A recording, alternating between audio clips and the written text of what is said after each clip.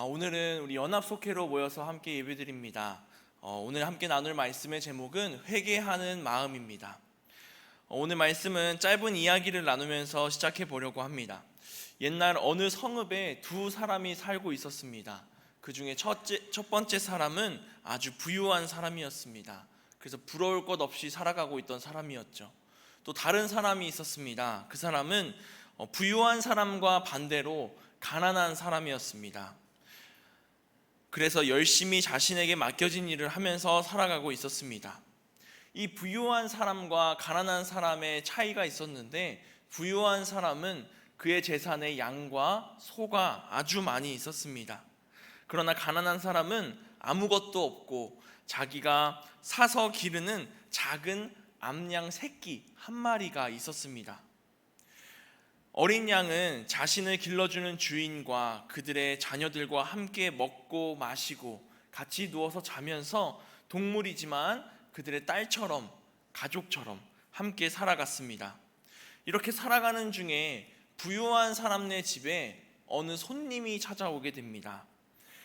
부유한 사람이 자신의 집에 손님이 찾아오니 그 사람을 대접해야겠다 생각에 소와 양 중에 하나를 대접하려고 합니다. 근데 자신의 소와 양을 잡아서 대접할 수 있었으나 가난한 사람의 집에 가서 한 마리밖에 없는 그 새끼 양을 빼앗아 잡아서 손님에게 대접합니다. 정말 너무한 것 같습니다. 한 마리밖에 없고 또 심지어 새끼인 양을 빼앗아서 자신의 손님에게 대접하는 것이죠. 우리들이 생각할 때 이 부유한 사람이 벌을 받아야 마땅합니까? 아닙니까? 벌을 받아야 마땅합니다. 제가 지금 드린 이 이야기, 부유한 사람과 가난한 사람, 부유한 사람이 가난한 사람에게 양을 빼앗은 이 이야기는 오늘 우리가 읽은 말씀 시편 51편에 다윗이 나단 선지자에게 들었던 이야기입니다. 이 이야기를 들은 다윗 왕도 나단 선지자에게 부유한 사람, 가난한 사람의 양을 빼앗은 그 사람을 당장 죽여 마땅하다라고 화를 냈습니다. 그리고 그 부유한 사람이 가난한 사람에게 빼앗은 그 양 한 마리에 4배의 갑절을 갚아야 한다라고 말합니다. 이렇게 다윗 왕이 노하면서 말하자 나단 선지자가 이야기합니다. 다윗 왕이여, 당신이 바로 그 부유한 사람입니다. 이스라엘의 하나님 여호와께서 이르시기를 내가 너를 이스라엘 왕으로 기름 붓기 위하여 너를 사울의 손에서 구원하고 내가 너를 왕으로 세웠은즉 너는 내 주인의 집을 내게 주고 또 내 주인의 아내들을 내 품에 두고 이스라엘과 유다 족속을 내게 맡겼느니라. 만일 그것들이 부족하였을 것 같으면 내가 너에게 이것저것 더 주었으리라. 그런데 어찌하여 너가 여호와의 말씀을 업신여기고 나 보기에 악을 행하였느냐? 라고 나단 선지자가 대답합니다. 이 이야기가 무슨 이야기냐면 다윗 왕이 왕으로 이스라엘을 통치할 때 지은 죄에 대한 하나님의 경고이고 하나님의 심판의 말씀입니다. 오늘 우리가 읽은 시편 51편의 말씀은 다윗이 자신의 죄를 뉘우치면서 부른 시편입니다. 하나님이 기름 부으심으로 말미암아 다윗은 이스라엘의 왕이 되었습니다. 어느 날 이스라엘의 군대가 전쟁을 치르고 있을 때 왕인 다윗도 그 전쟁터에 나가서 함께 싸워야 했지만 이날은 자신의 군대를 요압에게 맡기고 다윗은 왕궁에서 낮잠을 자고 있었습니다. 사무엘하 11장 말씀에 기록되어 있는 말씀들인데요, 다윗은 저녁 때가 되어서 침상에서 일어났다라고 기록하고 있습니다. 그리고 일어나서 왕궁 옥상을 거닐고 있었습니다. 자신의 부하들, 자신의 나라 군대는 지금 전쟁터에 나가서 목숨을 걸고 싸우고 있는데 한 나라의 왕, 그 군대의 대장이라고 하는 다윗은 낮잠을 자고 저녁에 일어나서 옥상을 산책하고 있는 것입니다. 그때 우리아의 아내 밧세바가 목욕하고 있는 모습을 다윗이 보게 됩니다. 그때부터 다윗은 죄를 짓기 시작합니다. 사람을 보내서 저 여인이 누군지 알아오라고 합니다. 그러자 보낸 사람은 우리아의 아내 밧세바입니다 라고 이야기하죠. 그러자 전령을 보내서 그 밧세바를 자신의 앞으로 데려오라고 이야기합니다. 그리고 다윗은 자신의 앞에 온 밧세바를 데리고 함께 동침하고 결국 밧세바가 임신을 하게 됩니다. 이 임신 사실을 안 다윗은 전쟁터에 나가 있는 이 밧세바의 남편인 우리아를 이스라엘로 다시 부릅니다. 예루살렘으로 부릅니다. 그리고 오랜만에 예루살렘으로 돌아온 우리아에게 그동안 전쟁을 치르느냐 피곤했으니 오늘은 집에서 쉬어라 라고 이야기합니다. 그러나 충성심이 아주 강한 우리아는 전쟁 중에 내 전우들이 또 내 부하들이 지금 목숨 걸고 싸우고 있는데 제가 어떻게 편하게 집에서 잠을 자겠습니까? 라고 이야기하며 집으로 가지 않고 또 밧세바와 동침하지 않고 다윗 왕에게 저는 집에 갈 수 없습니다 라고 고백합니다. 그러자 다윗은 우리아를 밧세바 옆으로 보내는 것이 실패하였기에 다시 우리아를 전쟁터로 보냅니다. 그리고 그 전쟁터 한가운데로 보내서 그곳에서 전사하게 만듭니다. 결국 밧세바는 과부가 되었습니다. 자신의 남편이었던 우리아는 다윗 왕에게 충성하다가 전쟁터에서 죽은 장군이 되었죠. 다윗과 우리아의 모습은 참 많이 다릅니다. 자신의 부대가, 자신의 부하들이 전쟁터에서 싸우고 있지만 왕궁에서 낮잠을 자고 있던 다윗, 그리고 자신의 부하들이 전쟁터에서 싸우고 있으니 나는 편안하게 집에서 잘 수 없다 라고 했던 우리아의 모습, 이 두 사람의 모습 가운데 우리는 다윗 왕이 자신의 죄를 짓고 결국에는 하나님의 심판을 받는 결과에 이르렀다는 것을 알 수 있습니다. 다윗은 숨기려고 했던 자신의 죄가 결코 숨길 수 없다는 것을 알게 되었습니다. 나단 선지자를 통해서 하나님의 심판의 말씀을 들었기 때문입니다. 큰 죄를 지은 다윗은 진심으로 자신의 잘못을 깨닫고 회개합니다. 그래서 나단 선지자의 말을 들은 다윗은 자신의 죄를 속속히 알고 계신 하나님 앞에 진심으로 참회하는 모습, 그리고 오늘 시편 말씀에 자신의 고백을 적으면서 내 모든 죄를 고백하고 하나님 앞에 무릎 꿇고 참회하는 회개의 자세를 보여줍니다. 우리는 오늘 큰 죄를 지었고 자신의 죄로 말미암아 하나님 앞에 심판의 말씀을 들었던 이 다윗이 한 회개의 시편을 보면서 진정으로 회개하는 사람은 어떻게 회개하는 것인가를 함께 나눠보려고 합니다. 우리 오늘 그 첫 번째는 무엇이냐면 진정한 회개를 하기 위hen 자신의 죄를 알아야 한다입니다. 우리 오늘 본문 말씀 1절에서 5절을 다시 한번 한 목소리로 봉독해 보겠습니다. 우리 시편 51편 1절부터 5절입니다. 하나님이여 주의 인자를 따라 내게 은혜를 베푸시며 주의 많은 긍휼을 따라 내 죄악을 지워주소서. 나의 죄악을 말갛게 씻으시며 나의 죄를 깨끗이 제하소서. 무릇 나는 내 죄과를 아오니 내 죄가 항상 내 앞에 있나이다. 내가 주께만 범죄하여 주의 목전에 악을 행하여 싸우니 주께서 말씀하실 때에 의로우시다 하고 주께서 심판하실 때에 순전하시다 하리이다. 내가 죄악 중에서 출생하였으며 어머니가 죄 중에서 나를 잉태하였나이다. 아멘. 다윗은 하나님을 경외하던 자신이 그 하나님께 변명을 늘어놓지 않고 자신의 죄를 진솔하게 고백합니다. 우리 3절 말씀 보면 나는 내 죄가를 아오니 내 죄가 항상 내 앞에 있나이다 라고 고백하는 다윗의 모습을 봅니다.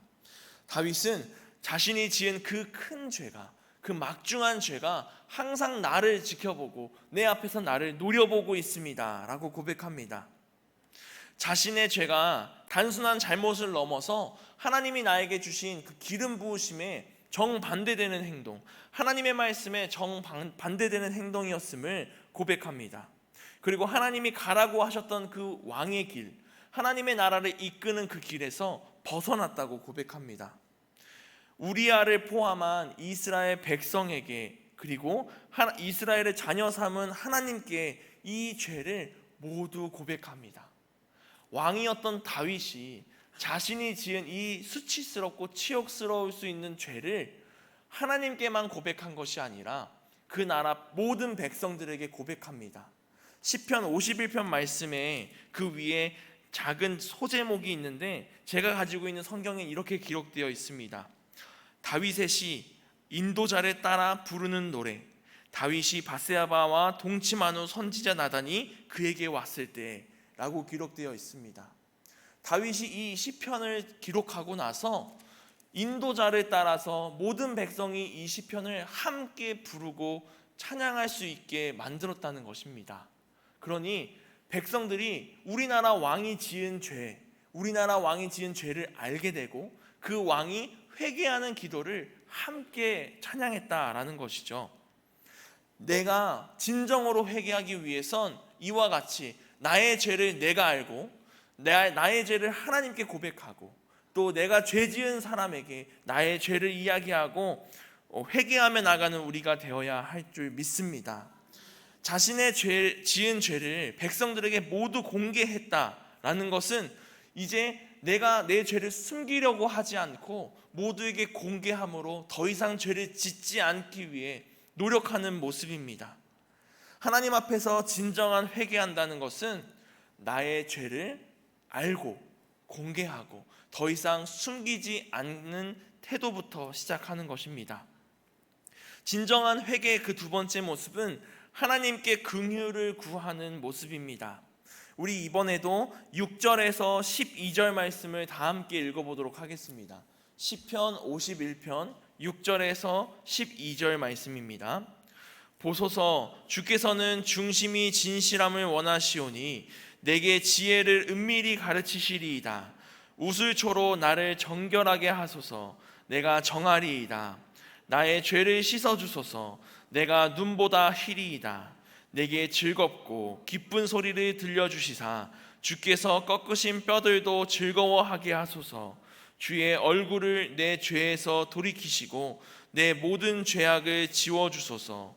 하나님이여, 내 속에 정한 마음을 창조하시고 내 안에 정직한 영을 새롭게 하소서. 나를 주 앞에서 쫓아내지 마소서. 주의 성령을 내게 거두지 마소서. 주의 구원의 즐거움을 내게 회복시켜 주시고 자원하는 심령을 주사 나를 붙드소서. 아멘. 자신의 죄를 깨달은 다음 다윗은 견딜 수가 없었습니다.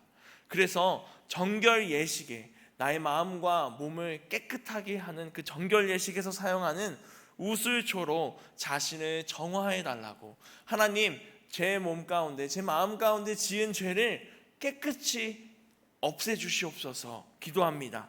그뿐 아니라 주님께서 뼈를 꺾는 것과 같은 고통스러운 그 죄를 나에게 주시니 감사합니다, 기뻐합니다, 고백합니다.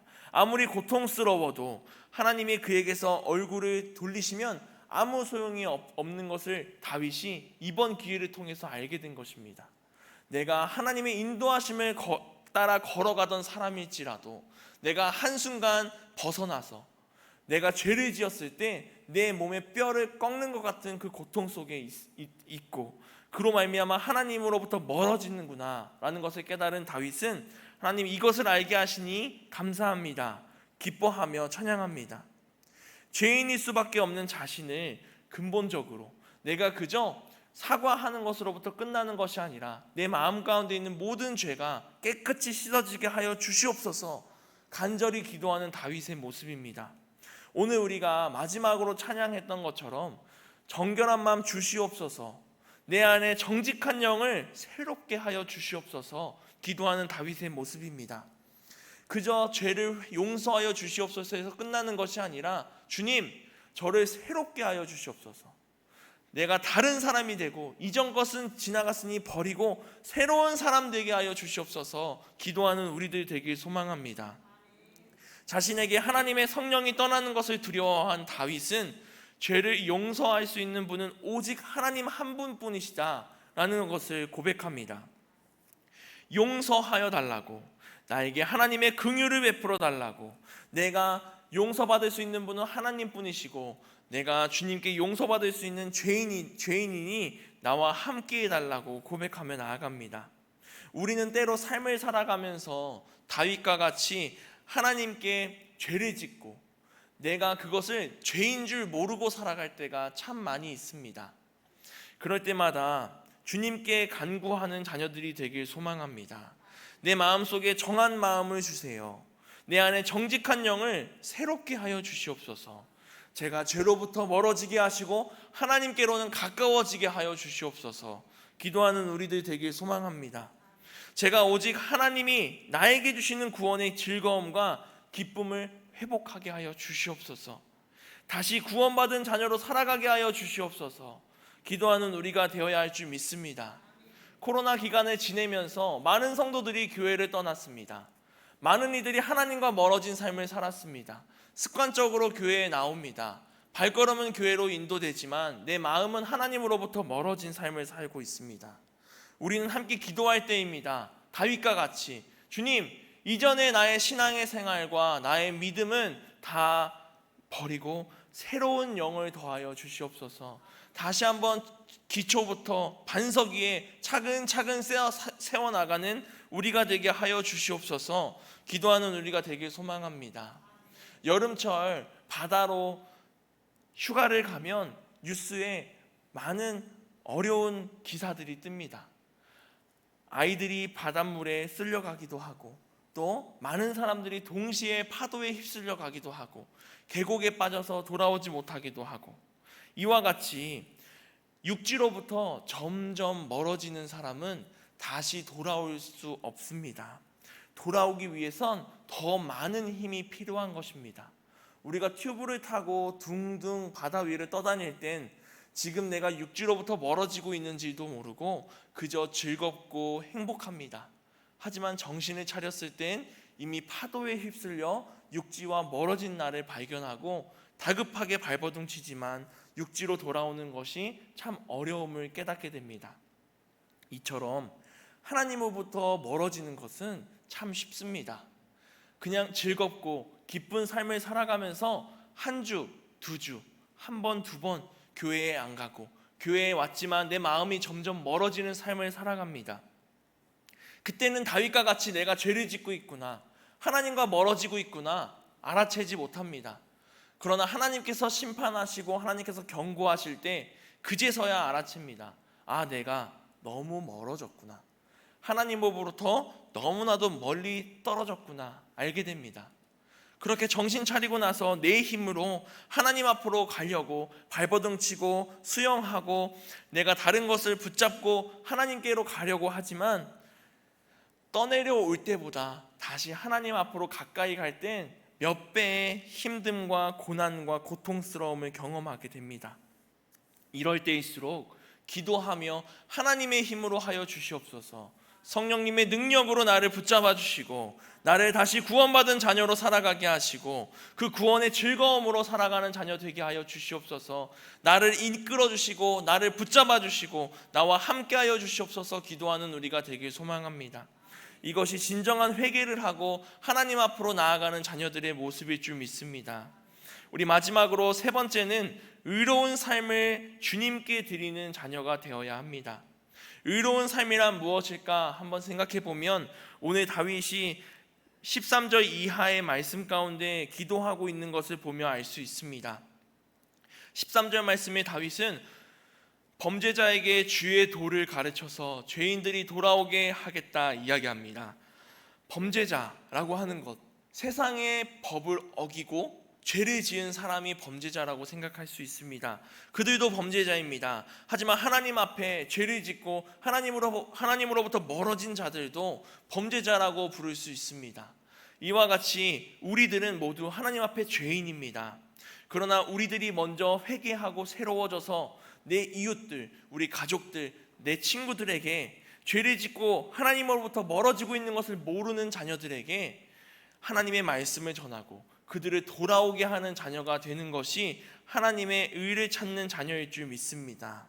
또한 14절 말씀처럼 나를 죄에서 건지신 하나님을 내 혀가 높이게, 주님의 의를 내 혀가 노래하게 하옵소서. 다윗이 기도합니다. 15절 말씀에도 주여 내 입술을 열어주소서. 내 입이 주를 찬송하여 전파하리이다 고백하고 있습니다. 이와 같이 우리의 입술과 혀를 통하여 우리 하나님 아버지를 찬양하고 하나님 아버지가 나를 구원하시는 오직 유일한 분이심을 높여 경배하는 우리가 되길 소망합니다. 입술로 고백하는 것, 그것이 우리의 마음의 고백이 되고 우리의 믿음의 고백이 되는 우리가 되길 소망합니다.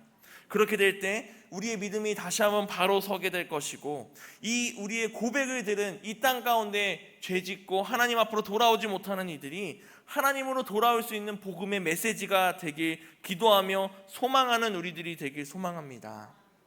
우리가 하는 하나님을 향한 찬송을 들으면서 많은 이들이 다시금 회개하며 돌아오길 소망하고, 우리가 찬양하고 예배하는 모습을 보면서 우리가 그리스도인으로서 세상 가운데 살아가는 그 삶의 모습을 보면서 많은 이들이 다시금 하나님 앞으로 돌아오는 역사가 우리 가운데 있길 소망합니다. 하나님의 긍휼을 구하고 또 나의 죄를 바로 알고 하나님 앞에서 의로운 삶을 살아가는 것, 이것이 우리들이 진정으로 회개하는 자녀의 모습인 줄 믿습니다. 16절 말씀부터는 다윗은 통회하는 마음으로 주님께 제사를 드렸지만 주님이 그 번제를 기뻐하지 않으셨다는 것을 알게 됩니다. 하나님이 기뻐 받으시는 예배는 마음으로 드리는 예배입니다. 내 마음의 중심이 하나님께로 가지 않았는데 우리가 예배의 자리에만 와 있다고 하여 기뻐 받으시는 예배가 아닙니다.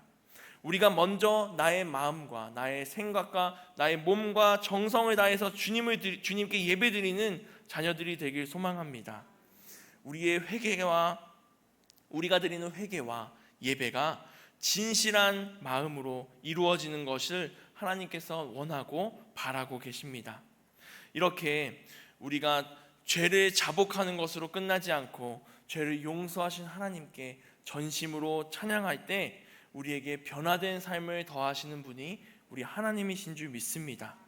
우리가 우리의 삶을 의롭게 변화하여 올바른 예배를 드리고 온전하고 의로운 삶을 살아갈 때 기쁨으로 우리를 받아주실 분이 우리 하나님 아버지심을 믿으며 오늘 우리도 다시금 새로운 영을 받기 기도하고 내가 변화된 삶을 살길 기도하며 나아가는 우리가 되길 소망합니다. 우린 참 다양하고 또 작고 크고 여러 가지 모습으로 죄를 지으며 살아갑니다. 우리가 짓는 죄들이 그저 가볍고 대수롭지 않다고 생각하는 분들도 많이 있습니다. 그러나 가장 무서운 것이 무엇이냐면 잘 알지 못하면서 잘못된 신념을 가지고 있는 사람입니다. 잘 알지 못하면서 내가 하는 행동으로 인해서 누군가 상처받지는 않았는지, 내가 한 말이 대수롭지 않은 그 말이 남의 마음을 공격하진 않았는지 생각하고 나의 죄를 알아가는 우리들이 되어야 할 줄 믿습니다. 우리 독일의 철학자 프리드리히 니체는 신념을 가진 사람이 가장 무섭다라고 이야기합니다. 신념을 가진 사람은 진실을 알 생각이 없습니다. 강한 신념이야말로 거짓보다 더 위험한 진리의 적이다. 신념은 나를 가두는 감옥이다 라고 말합니다. 신념이라는 말은 국어사전에 굳게 믿는 믿음, 굳게 믿는 마음 이렇게 정의하고 있습니다. 그런데 우리가 잘못된 믿음, 잘못된 마음, 내가 지금 죄를 짓고 있으나 그것을 알지 못하는 이와 같은 마음을 가지고 있다면 하나님이 말씀하신 그 진리의 말씀이 내 마음 가운데 들어오질 않습니다.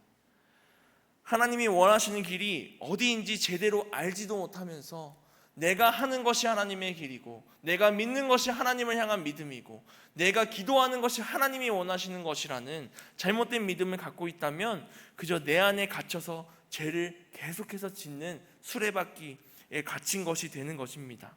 하나님의 말씀을 돌아보고 하나님 앞에서 무릎 꿇고 내가 가진 마음 모두 다 내려놓고 내가 가진 신념들 모두 부숴버리고 하나님의 말씀으로 새로워지고 겸손해지는 우리들이 되길 소망합니다.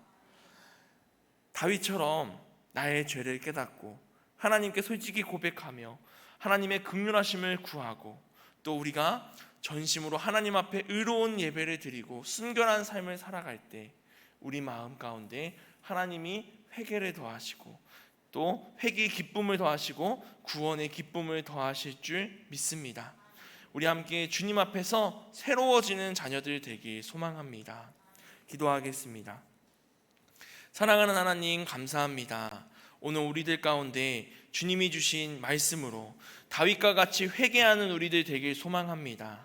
우리들이 삶을 살아가면서 때로는 죄를 짓고도 죄인지 모르고 가벼운 죄를 지었다고 그저 넘어갈 때도 있습니다. 그러나 이런 우리들 마음 가운데 하나님을 향한 진정한 회개의 마음 더하여 주시옵소서. 내 마음이 정결하게 되게 하여 주시옵시고 우리들 마음 가운데 정직한 영을 새롭게 하여 주셔서 주님과 멀어진 내가 하나님께 다시 한번 가까워지게 하시고 주님이 주시는 구원의 기쁨을 다시금 회복하는 자녀 될 수 있도록 인도하여 주시옵소서. 우리 감사의 물 100일속 드리면서 나아갑니다. 주님께서 함께하여 주셔서 오늘 연합속회를 드리게 하셨사오니 우리 100일속과 또 모든 속회 가운데, 모든 속도원들 가운데, 모든 성도들 가운데 감사의 제목이 끊이지 않도록 인도하시고 연합속회를 통하여 우리 교회 작은 교회인 속회가 회복될 수 있도록 인도하여 주시옵소서. 사랑이 많으신 예수님의 이름으로 기도했습니다. 아멘.